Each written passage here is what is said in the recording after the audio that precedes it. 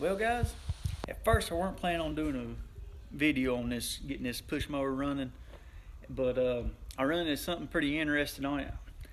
I got it at a yard sale, picked it up for cheap. Thought, clean the carburetor out, have a good little push mower. I put gas in it. The carburetor acted like it was, clean. I took the bowl down. There weren't nothing in it. So now the story behind it was, oh yeah, I put gas in it. It'll run. No, it won't run. I've pulled and I've changed the spark plug.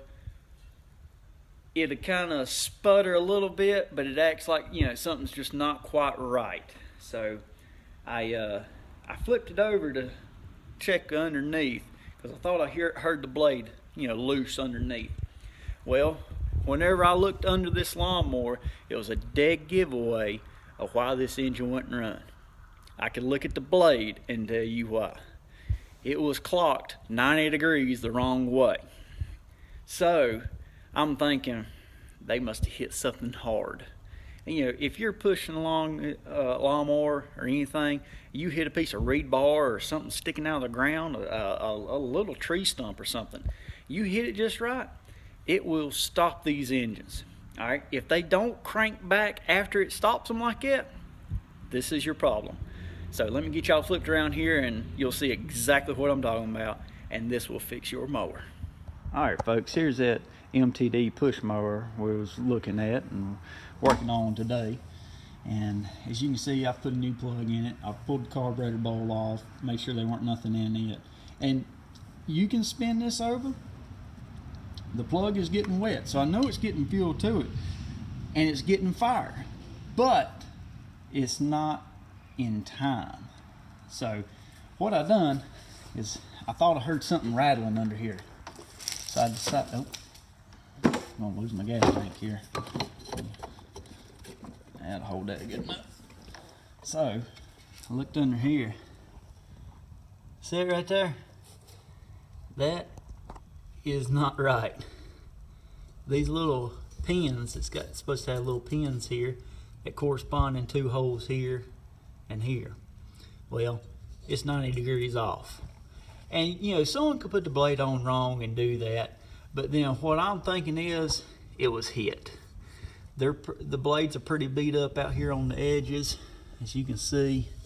So I'm thinking that it's been beat on. This push mower's had a rough life, but hey, for no more than I got in it, I'm just gonna turn it around, get it running, and then to make a good little push bush hog for anybody. It'll be a good mower regardless.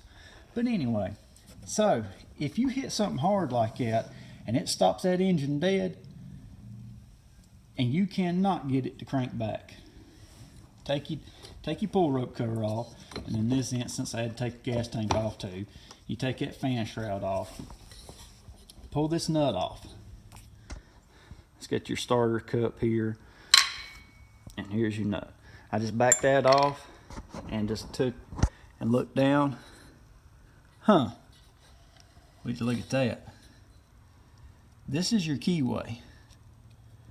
Notice how it's not lined up with the flywheel. So this engine has sheared the flywheel key. So that means it's out of time. It's giving spark at the wrong time, and that's why this engine won't run. So we're gonna pop that flywheel off, put a new keyway in it, and should fire right up. So let's see. All right, there it is. Sheared keyway. Cut it clean in half. Well, not quite half, but as you can see, you got two different pieces here. That's supposed to be one piece. It fits in the keyway here on the crank, and then lines with this keyway in your flywheel, and that way, whenever your magnet swings by here, it's all in time and puts fire whenever it's supposed to. So we'll get a new keyway put in here and we'll be ready to go. Alright guys, we got that new keyway here. Just show you here. That's how it's supposed to look rather than these nice little wedges here. If you need a wedge to drive into the end of your hammer handle to tighten up a wooden handle in a hammerhead, these work perfect for that. They're just not going to work as keeping time for a small engine no more.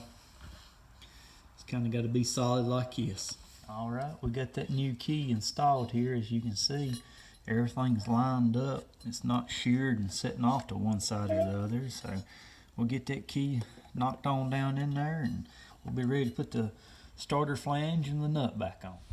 All right, well, we got the pull rope on, got the starter flange, the nut torqued down, back on the flywheel with that new keyway in it. Got the pull rope back on it. I went ahead and put the covers on it because I got faith in it. I believe it'll run. So I've got some good fresh fuel in it. I did take that blade off and it was beat up, but I was able to resharpen it. You won't be able to sharpen it again. As much as I had to take off of it, it's, you know, but this one will still get by. And then another thing, whenever you run over a piece of reed bar with a mower, with a push mower, make sure you didn't bend the crank. If the crank is bent, some people will straighten them. I don't recommend it. If a crank's bent, it's toast. There's no fixing it. Luckily, whenever this one was hit, it didn't bend the crank. I don't know how, but it didn't. So we're gonna fire this thing up and hear it run, and anybody need a push mower, let me know. Get your primer bolt, prime it up. Let's see what we got.